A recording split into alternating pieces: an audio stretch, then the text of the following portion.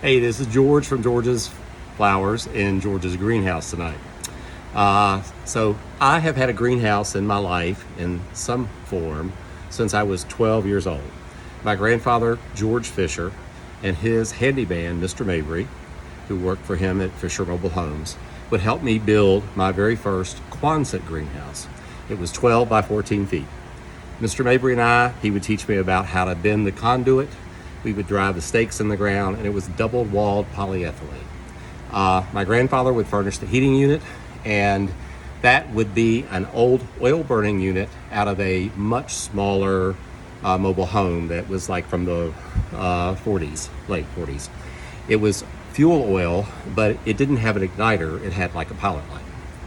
And that heating unit would fail on a very, very cold night, just like we're having tonight.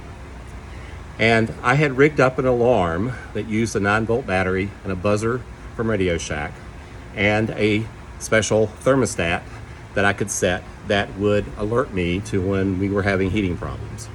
And it had the buzzer was in my bedroom, so I would get up. One of those nights I would be up pretty much most of the night trying to tend to that oil furnace who was having a problem with keeping that pilot light lit due to the heavy winds that existed that night and my having a polyethylene Quonset hut.